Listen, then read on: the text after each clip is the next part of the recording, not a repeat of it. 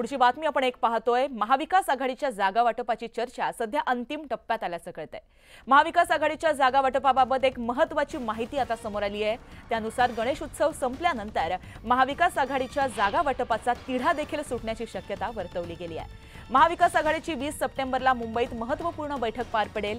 यामध्ये काँग्रेसला 108 जागा मिळण्याची शक्यता वर्तवली गेली आहे। तर महाविकास आघाडीतील काँग्रेस आणि शिवसेना ठाकरे गटात 6 जागांवरून रस्सीखेच होण्याची शक्यता वर्तवली जाते। तर मुंबईतील 3 जागांसाठी तीनही पक्ष आग्रही असल्याचं कळतंय। यामध्ये कुर्ला, वर्सोवा आणि घाटकोपर पश्चिम या मतदारसंघांचा समावेश आहे। त्यामुळे नेमकं आता काय घडणार आहे हे सुद्धा पाहणं महत्त्वाचं ठरेल।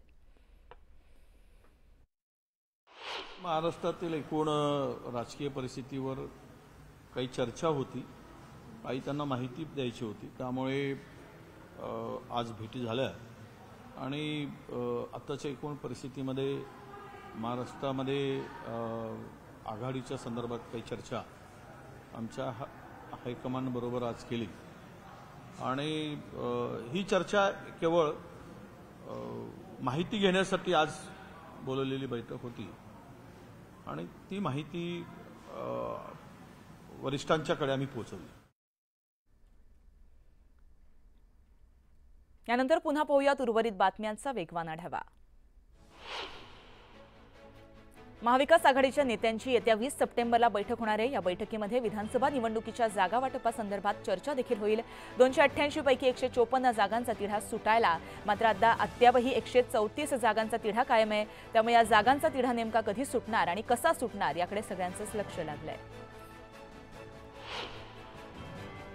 उपमुख्यमंत्री फडणवीसांच्या सागर निवासस्थानी भाजपच्या बड्या नेत्यांची बैठक पार पडली। यावेळी भाजप अध्यक्ष जे.पी. नड्डा यांनी विधानसभा निवडणुकीचा आढावा घेतला। महायुतीचे अधिकाधिक उमेदवार निवडून आणण्यासाठी त्यांनी कार्यकर्त्यांना कानमंत्र दिलाय। भाजपच्या बैठकीमध्ये जे.पी. नड्डांनी कार्यकर्त्यांना सूचना दिल्या। शिवसेना आणि राष्ट्रवादीला सोबत घेऊनच निवडणूक लढा। भाजपनं मोठ्या भावाची भूमिका घेत दोन्ही पक्षांना सांभाळून घ्यावं असा सल्ला जे.पी. नड्डांनी भाजप नेत्यांना दिलाय। भुजबळांच्या आरोपांना रोहित पवारांनी प्रत्युत्तर दिलंय। भुजबळांचा बोलवता धनी वेगळाच आहे, राजकीय स्वार्थासाठी दुटप्पी भूमिका घेणं योग्य नाही असं सुद्धा रोहित पवार यांनी यावेळी म्हटलंय। वर्ध्यात विश्वकर्मा योजनेच्या वर्षपूर्ती निमित्तानं पंतप्रधान नरेंद्र मोदी यांच्या हस्ते लाभार्थ्यांना किट्सचं वितरण करण्यात येणार आहे। 20 सप्टेंबर रोजी हा कार्यक्रम पार पडेल। दरम्यान मंत्री उदय सामंत यांनी सभास्थळाची पाहणी करत अधिकाऱ्यांना आवश्यक त्या सूचना दिल्या आहेत। एकनाथ खडसेंना मी प्रत्युत्तर देणार नाही, त्यांची मानसिक स्थिती खराब आहे, नैराश्यातून ते काहीही वक्तव्य करतायत असं म्हणत गिरीश महाजन यांनी खडसेंवरती हल्लाबोल केलाय। हिंगोलीच्या वसमत तालुक्यातील पूर्णा सहकारी साखर कारखान्याच्या वार्षिक साधारण सभेत चांगलाच गदारोळ पाहायला मिळाला। निवडणुका आधीच गुरु शिष्यांमध्ये राजकीय वातावरण तापलेलं पाहायला मिळालं।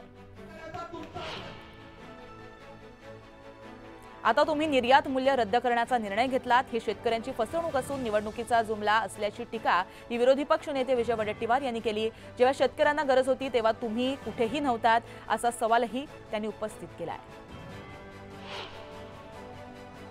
केंद्र शासनानं कांदा निर्यात मूल्य रद्द केल्यामुळे कांद्याच्या भावामध्ये वाढ होऊन त्याचा शेतकऱ्यांना फायदा होईल। त्यानुसार जेवढा जास्त कांदा निर्यात होईल तेवढा जास्त भाव शेतकऱ्यांना मिळेल असं मत मंत्री छगन भुजबळ यांनी व्यक्त केलंय।